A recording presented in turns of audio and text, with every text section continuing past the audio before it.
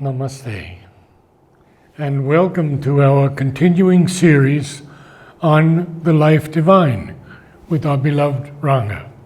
We are continuing in the chapter Exclusive Concentration and the Ignorance.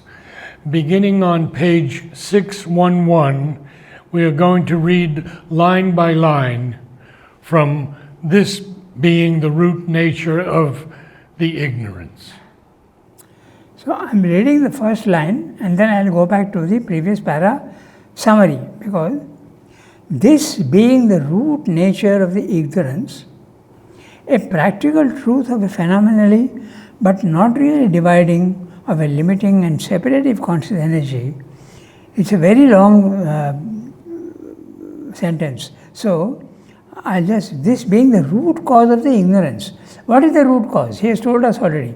Therefore, we have to go back to remind ourselves what the root cause is. Okay, so he is saying, he has said in the previous para, that the inconscience of the individual in the normal man has two states. One is a shallow self-oblivion, and one is a deep self-oblivion. One is a shallow self-oblivion. I forget things, what I did yesterday, that's a shallow thing. Or when I am concentrating on something, I forget that I have a house, a car, my children are in school, which school, my address, I forget. But I can recover that very easily. But the deep self-oblivion is forgetting who you were, who you are the divine. You in your past life, what you were. That's a deep self-oblivion. In the first one, it's easy to recover what you have forgotten. But in the second one, it is difficult to recover what you have lost. That's the ignorance. That's what he's mentioning here. Okay? And this ignorance is a self-willed limitation of your own consciousness. I read the para that we have to read today. This being the root nature of the ignorance, a practical truth of a phenomenally but not really dividing of a limiting and separative conscious energy absorbed in its works to the apparent forgetfulness of its integral and real self, we may answer the questions that arise of the why, the where and the how of this movement. Why have we forgotten? And what is its purpose? Why should it be at all? The reason for the ignorance, its necessity, becomes clear enough once we have seen that without it, the object of the manifestation of our world would be impossible, could not be done at all, or not completely, or not in the way in which it should be and is done. And what is that purpose of the manifestation? Each side of the manifold ignorance has its justification, which is only a part of the one general necessity. Man, living in his timeless being, could not have thrown himself into the stream of time with that movement of subjection to its flux from moment to moment, which is the nature of his present living.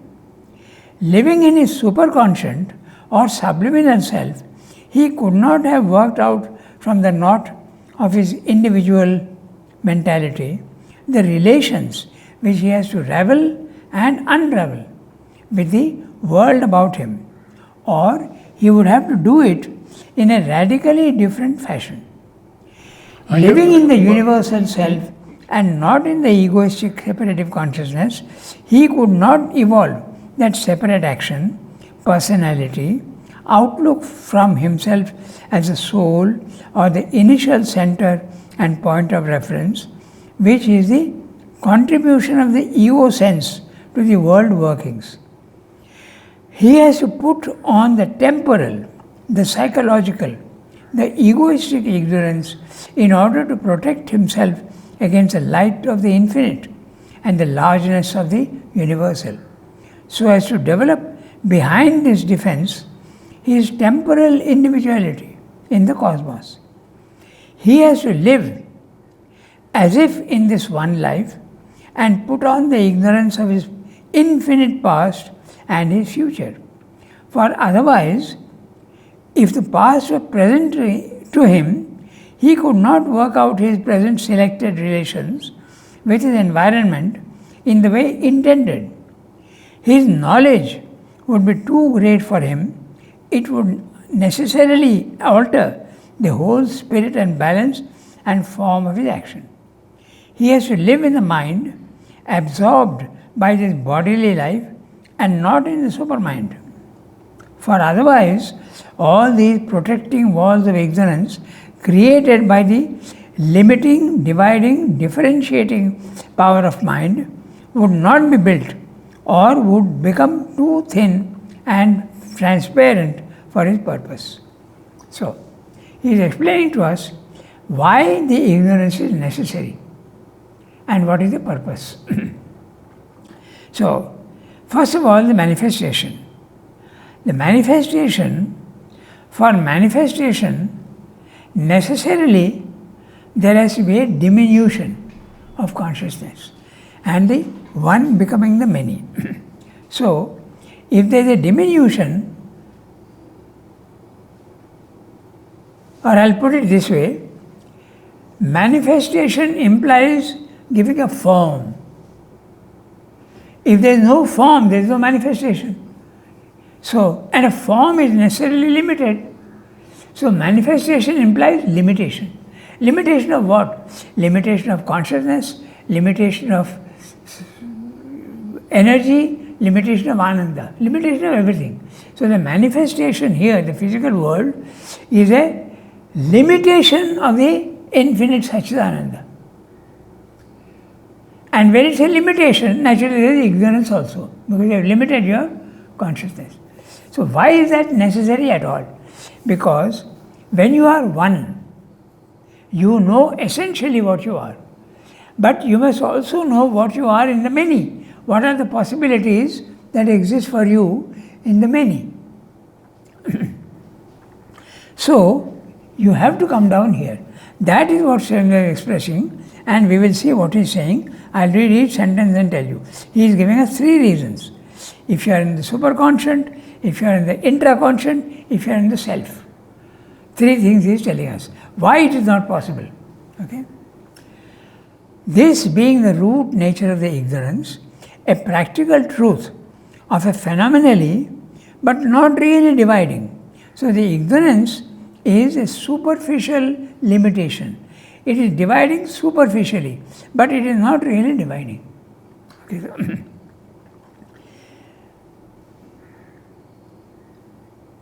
not really dividing, of a limiting and separative conscious energy absorbed in its works to the apparent forgetfulness of its integral and real self.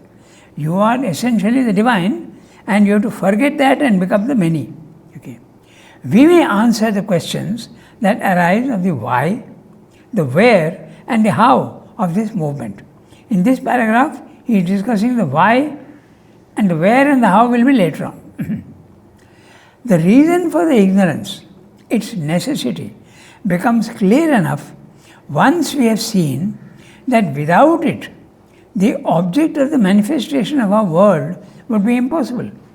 So, ignorance is a limitation, and limitation is absolutely necessary for the manifestation.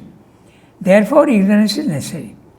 The reason for the ignorance, its necessity, becomes clear enough once we have seen that without it, the object of the manifestation of our world would be impossible, could not be done at all, or not completely, or not in the way in which it should be and is done. So, the divine wants to experience himself in oneness, but he also wants to experience himself in the many. There is an interesting place in the Life Divine where he says, what is the difference between a divine soul which has never come down and the difference between the divine soul which has come down and has travelled up again? Is there a difference? He is asking. That's the purpose of the manifestation. So he answers that essentially there is no difference. But it is like knowing the answer only in a mathematical problem, but knowing also all the steps of the logic that lead to the solution. So now the divine soul who has come down and gone up is more experienced, more detailed knowledge of all that is happening. If you are on the one, you would not know that, you would know only the essence. So that's the purpose of manifestation, to become richer in knowledge and also experience not only the oneness but also the many. Okay, so that's what he's saying. Now, each side of the manifold ignorance has its justification, which is only a part of the one general necessity. Man, living in his timeless being, could not have thrown himself into the stream of time with that movement of subjection to its flux from moment to moment, which is the nature of his present living. So this is the first. If he is there at the Satchidananda level, timeless being, if he throws in, he is in a timeless being, how can he throw himself into the time? So if he has to throw himself into the time, he has to necessarily limit himself in ignorance. That's the first thing. Okay? So, could not have thrown himself into the stream of time. It's not that he is not capable of. It's not that he is capable of. Could not have thrown means, if he has thrown himself here, he is bound to get the ignorance. Now he has to climb back to that one. Okay, so.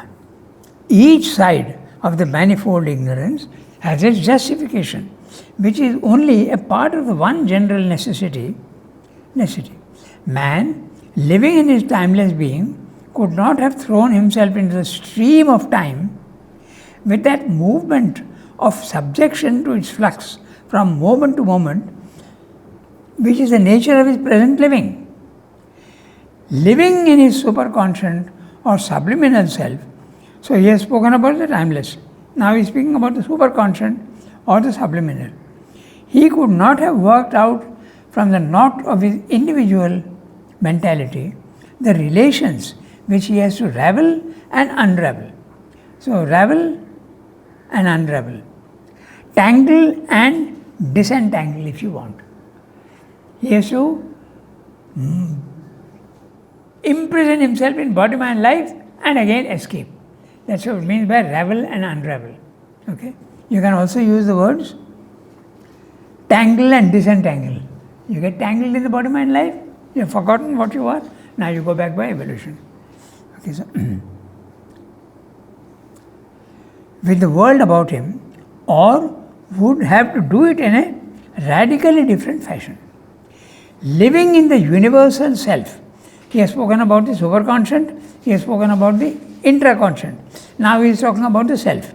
Living in the universal self and not in the egoistic separative consciousness, he could not evolve that separate action, personality, outlook from himself as a soul or the initial center and point of reference, which is a contribution of the ego sense to the world workings. If he is in the universal consciousness, he cannot be ignorant. So he cannot forget and he cannot know the many, so he has to necessarily come down. He has to put on the temporal, the psychological, the egoistic ignorance in order to protect himself against the light of the infinite and the largeness of the universal. So, the ignorance is actually a protection. When you are coming down from the infinite to the finite, if the finite enters you when you are, if the infinite enters you when you are finite, you will go, you will break up. It's like an unbaked jar receiving the contents of oil or water which is too heavy for it, it will break. So he has to limit himself so that the jar doesn't break. And it does break sometimes. When you are doing yoga and you are not ripe and you invite the forces to come into you, you can go off.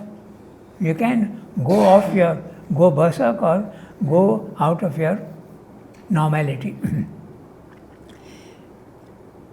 He has to develop this temporal individuality in the cosmos. He has to live as if in this one life, and put on the ignorance of his infinite past and his future.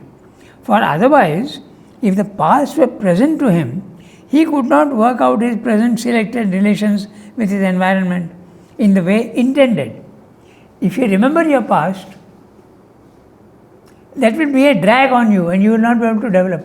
So you have to forget your past and live the life. He has told you, soldier, poet, and one more he has used, I have forgotten now. Soldier, poet, and something else he used. Writer or whatever. Okay. So, if you remember you were a poet last life, then you won't live this whole life of a soldier. Exactly. Yeah. Okay. So, and he is explaining why. He has to live as if in this one life and put on the ignorance of his infinite past and his future. For otherwise, if the past were present to him, he could not work out his present selected relations with his environment in the way intended. His knowledge would be too great for him. It would necessarily alter the whole spirit and balance and form of his action. He has to live in the mind, absorbed by this bodily life and not in the supermind. For otherwise, all these protecting walls of ignorance created by the limiting, dividing, differentiating power of mind would not be built, or would become too thin and transparent for the purpose. Then the purpose of manifestation is defeated. So necessarily there has to be ignorance, because ignorance is a result of the limitation. We go to the next para. Okay. That purpose for which all this exclusive concentration we call the ignorance is necessary is to trace the cycle of self-oblivion and self-discovery, for the joy of which the ignorance is assumed in nature by the secret spirit. So, now we are explaining the why. Okay. The purpose for which all this exclusive concentration we call the ignorance is necessary is to trace the cycle of self-oblivion and self-discovery, for the joy of which the ignorance is assumed in nature by the secret spirit. It's an adventure. And if you want the adventure, you have to start by limitation. It's exactly like the video games that one plays. There are stages of difficulty, level 1, level 2, level 3, level 4. So if you give a very easy level, then that won't do. The game won't be the one that, the evolution will be too quick. So you have to give yourself the maximum difficulty and then work out the maximum solution. The divine being infinite is not satisfied with a small problem. He wants the biggest problem and then he will solve it. So he has to be absolute ignorance. That is the game that is being played. He is not putting it in that way, but it's a leela. He is playing a game with himself, plunging himself into the opposite of himself and then going back. That's the intention of the manifestation. The joy of adventure. It is not that all cosmic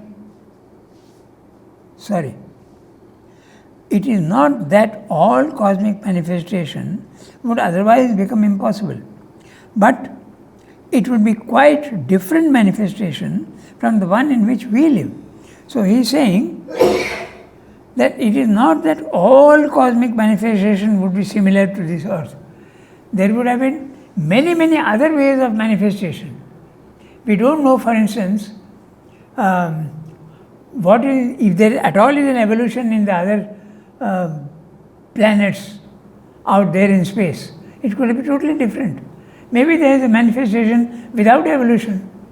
He has described this somewhere else. Okay, and maybe man as we are now, it will be in scientific science fiction.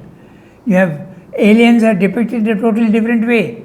So their manifestation also could be totally different. So I'm just saying. But in this case, as we are, this is necessary. That's what he's pointing out. It is not that all cosmic manifestation would otherwise become impossible, but it would be quite different manifestation from the one in which we live. It would be confined to the higher worlds of the divine existence or to a typal, non-evolving cosmos where each being lived in the whole light of his own law of nature, and this obverse manifestation, this evolving cycle would be impossible. So we are talking of the evolution in the world as it is now. On Earth. Yeah. In other words, he is saying that maybe some other universe elsewhere what he has created, but of a totally different way. No evolution at all. They would be living permanently. Okay. What is here the goal would be then the eternal condition. There is no evolution at all. That's possible in some other way. But here it is different. Okay. That's why he says in one place that manifestation is there everywhere. But the earth is a significant center. Maybe there is different manifestation elsewhere in the universe. In fact, it is most likely that there are other universes also. To imagine that in this vast infinity of space, this tiny little grain of earth is the only one that has got meaning and life is very difficult to accept. So there must be other places where there is manifestation, but this one is special. That's what he's saying. Okay. What is here the goal would there then be the eternal condition, no evolution. What is here a stage would be the perpetuated type of existence. It is to find himself in the apparent opposites of his being and his nature that Satchidananda descends into the material nations and puts on its phenomenal ignorance as a superficial mask in which he hides himself from his own conscious energy, leaving it self-forgetful and absorbed in its works and forms. So it's very interesting here what he is saying. He is using the word personal for Satchidananda and then again impersonal. It is to find himself in the apparent opposites of his being and his nature that Satchidananda descends. So Satchidananda is now personal. Himself he is using the word. And then he says that Satchidananda descends into the material nations and puts on its phenomenal ignorance, not his phenomenal ignorance. So he is hinting that it is both impersonal as well as personal, infinite as well as finite. And put on his phenomenal ignorance. So Satchidananda chooses to descend. Yes. To descend and lock himself up in the opposite of himself. Yes, exactly. That's exactly the game. Satchidananda is God. Okay. You can use the word God and you can use the word Satchidananda. Satchidananda is normally thought of as impersonal, infinite impersonal, formless. But he is also saying that he is form, he is a person, he is God. Okay? It's a superficial mask in which he hides himself from his own conscious energy, leaving it self-forgetful and absorbed in its works and forms. So what is this absorbed in works and forms? The consciousness plunges itself into Shakti. The atomic level, there is energy, constant movement. But the consciousness has plunged himself and forgotten itself in energy. Or you can look at it in another way. You can say in matter, Shakti is keeping consciousness under its thumb. Okay? But in the self, it's the opposite. Consciousness is keeping Shakti, the power, within its control. So it's the opposite between self and here. Okay? It is in these forms that the slowly awakening soul has to accept the phenomenal action of an ignorance, which is really knowledge awakening progressively out of the original nations, and it is in the new conditions created by these workings, that it has to rediscover itself and divinely transform by that light the life which is thus laboring to fulfill the purpose of its descent into the inconscience. He is using the words purpose and saying why it has to come, but he has not used the word adventure as yet. Okay, the leela, the game, but that is the implication, which is thus laboring to fulfill, not to return as speedily as may be to heavens, where perfect light and joy are eternal, or to the supraconscious bliss, is the object of this cosmic cycle. The game has to go on, okay? It shouldn't be very easy. Not to return as speedily as may be to heavens, where perfect light and joy are eternal, or to this supracosmic bliss, which is the object of this cosmic cycle, not merely to repeat a purposeless round in a long unsatisfactory groove of ignorance, seeking for knowledge and never finding it perfectly. In that case, the ignorance would be either an inexplicable blunder of the all-conscient or a painful and purposeless necessity equally inexplicable. We'll read this separately and we'll read the sentence without this parenthetical phrase. But to realize the ananda of the self in other conditions than the supracosmic, in a cosmic being, and to find its heaven of joy and light even in the oppositions offered by the terms of an embodied material existence, by struggle, therefore, towards the joy of self-discovery, would seem to be the true object of the birth of the soul in the human body and of the labor of the human race in the series of its cycles. So now he has told us that he has to discover himself. It's a game. He plunges himself into the opposite, and now he has to get back to where he has come from. That seems to be the purpose, he is saying. Okay. Now, by self-discovery. The ignorance is a necessary, though quite subordinate term, in which the universal knowledge has imposed on itself that movement might be possible. Now here is another example of how Sri Aurobindo sometimes repeats the words. Universal knowledge has imposed on itself that movement may be possible. Nobody does this, but Sri Aurobindo is doing this all the time. What is eternal. That which exists is eternal. So he repeats the words is and that quite not infrequently. Nobody does this. Sri Aurobindo does that very often. One of the styles of his writing. Okay, I read that sentence again.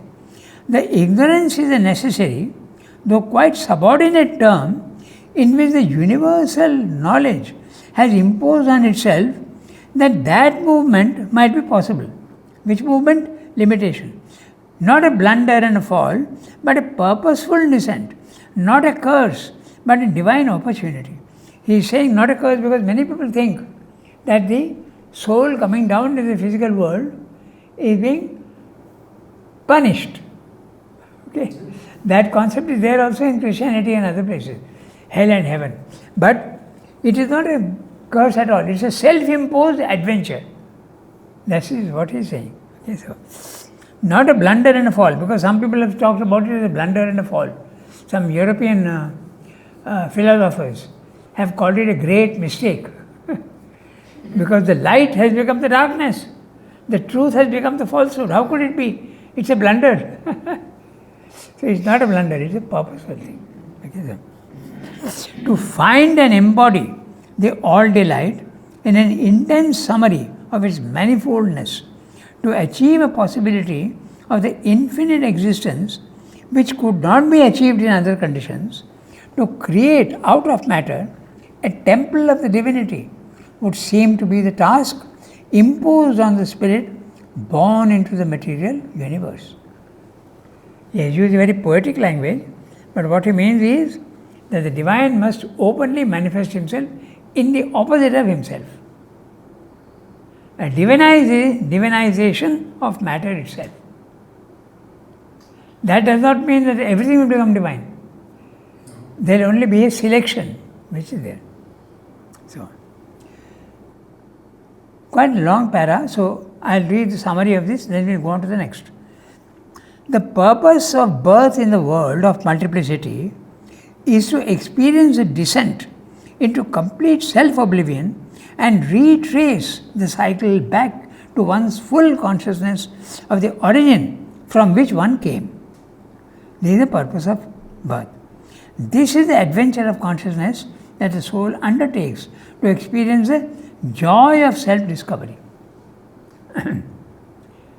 And that is there in man. If there is a difficulty to be conquered, he takes up the challenge. And when he solves the problem, he has joy. Okay.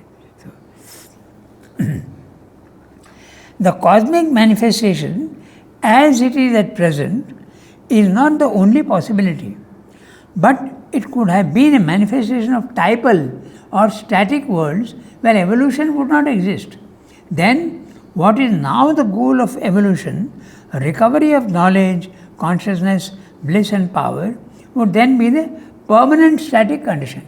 There could be a world without evolution, but we are speaking of the conditions here, not there. Okay, so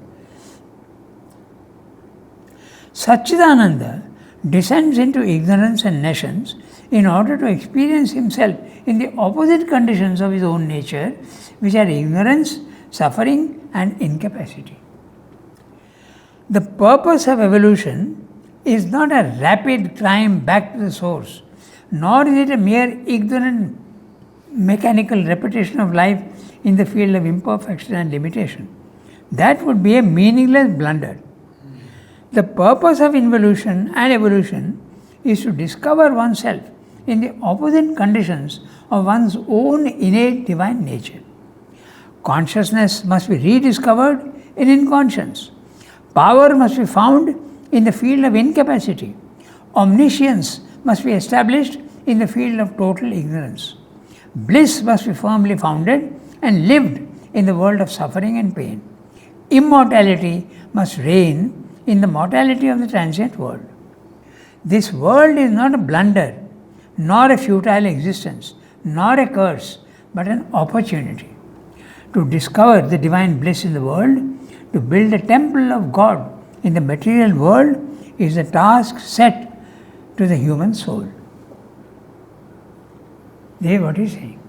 So now we can... Yeah, it would be difficult for the ignorant mind to see any of this the way the world is right now.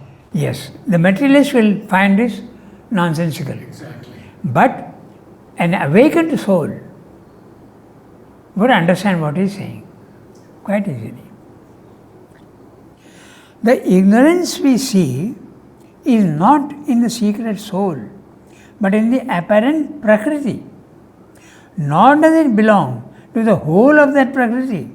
It cannot, for Prakriti is the action of the all-conscient, but arises in some development from its original integrality of light and power. Where does that development take place? In what principle of being does it find its opportunity and starting point? Where does it start? The ignorance. That's the question he's asking now. Not certainly in the infinite being, the infinite consciousness, the infinite delight, which are the supreme planes of existence and from which all else derives or descends into this obscurer, ambiguous manifestation. There it can have no place, not in the supermind, for in the supermind the infinite light and power are always present, even in the most finite workings, and the consciousness of unity embraces the consciousness of diversity. It is on the plane of mind that this putting back of the real self-consciousness becomes possible. So, very clearly he is identifying where the ignorance starts. Okay. It is not in the superconscient, it is not in the supermind. So, it is on the plane of mind. In other words, it is the overmind plane of consciousness that the ignorance starts, multiplicity starts there. Okay? It is on the plane of mind that this putting back of the real self-consciousness becomes possible. For mind is that power of the conscious being which differentiates, runs along the lines of differentiation with the sense of diversity prominent and characteristic, and the sense of unity behind it only, not characteristic, not the very stuff of its workings. Okay. If by any chance this supporting sense of unity could be drawn back, now again we have this parenthetical phrase. So first we'll read the parenthetical phrase and then we'll read the sentence without the parenthetical phrase. I am reading the parenthetical phrase. It is supposed by mind, not in its own separate right, but because it has a supermind behind it, because it reflects the light of the supermind, of which it is a derivative and secondary power. So this is the description of the overmind. Okay? It's a derivative and secondary power. Now, I go back to the sentence and read it without the parenthetical phrase. If by any chance this supporting sense of unity could be drawn back, if a veil could fall between mind and supermind, shutting off the light of the truth or letting it come through only in rays diffused, scattered, reflected, but with distortion and division, then the phenomenon of the ignorance would intervene. Such a veil exists, says the Upanishad, constituted by the action of mind itself. It is in overmind, a golden lid which hides the face of the supermental truth but reflects its image. In mind, it becomes a more opaque and smoky luminous curvature. That action is the absorbed looking downward of mind on the diversity which is its characteristic movement and away from the supreme unity which that diversity expresses, until it forgets altogether to remember and support itself by the unity. Even then, the unity supports it and makes its activities possible, but the absorbed energy is unaware of its own origin and greater real self. Since mind forgets that from which it derived, because of absorption in the workings of formative energy, it becomes so far identified with that energy as to lose hold even on itself, to become totally oblivious in a trance of work which it still supports in its somnambulist action, but of which it is no longer aware. This is the last stage of the descent of consciousness, an abysmal sleep, a fathomless trance of consciousness, which is the profound basis for the action of material nature. So, that's the inconscient. So, he has explained very beautifully, the Satchidananda, there is no ignorance. In supermind, there is no ignorance. In the overmind, it starts. So, this is a period where it's a derivative of the supermind, and it's a smoky, it's a translucent plane. But it reflects the supermind. Yes, it has supermind at its back. Yes. It is a unity which is supporting the multiplicity. We could think of it in another interesting way. Okay. Last time we discussed it, we gave the example of an apple, okay, a full. Then I draw a line on it which I intend to cut, but I have not cut. So I am still seeing only the apple. Then I cut it along the lines I have drawn. There is a big difference now, but I have not separated the pieces. So this is the triple status of the supermind. First of all, the lines are there. The waves are just forming in the sea. The first is only the sea. Then the waves are forming. Then each wave starts realizing that it is individual. So you cut it and then you still see the whole. It is still the apple that you are seeing. Move it 2 millimeters, each 4 parts you move out, you still see the oneness. So This oneness is always there. But the more it goes further and further, now you don't see that apple at all. You see only the pieces. So that is the our mind's function, to make it look only as though pieces are there. The lowest function. Lowest? The lowest function of the overmind. Yes. The lowest function of the Yes. overmind is there. And from there, logically it starts, it goes down to the absolute forgetfulness and the infinite many. That's what he's saying. So, he has very clearly identified the beginning of inconscience, the why and the how. It must be remembered, however, that when we speak of a partial movement of consciousness force absorbed in its forms and actions in a limited field of its working, this does not imply any real division of its integrality. The putting of the rest of itself behind it has only the effect of making all that rest occult to the frontal, immediately active energy in the limited field of the movement, but not of shutting it out of the field. In fact, the integral force is there, though veiled by the inconscience, and it is that integral force, supported by the integral self-being, which through its frontal energy does all the work and inhabits all the forms created by the movement. It is to be noted also that in order to remove the veil of the ignorance, the conscious force of being in us uses a reverse action of its power of exclusive concentration. It quiets the frontal movement of Prakriti in the individual consciousness and concentrates exclusively on the concealed inner being, on the self or the true inner psychic or mental or vital being, the Purusha, to disclose it. But when it has done so, it need not remain in this opposite exclusiveness. It can resume its integral consciousness or a global consciousness which includes both the being of Purusha and the action of Prakriti, the soul and its instruments, the self and the dynamism of the self-power, Atma Shakti.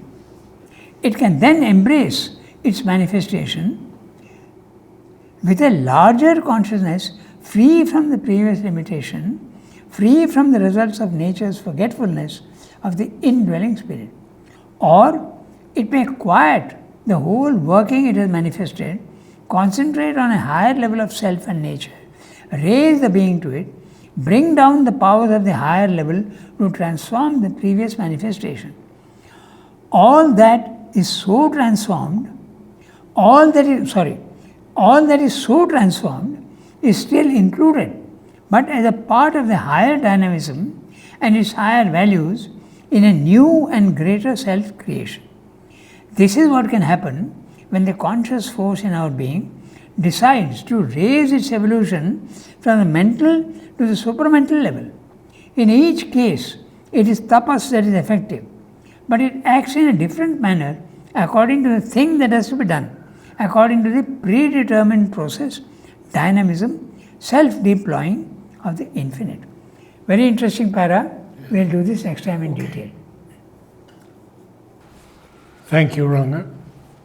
Namaste. Om.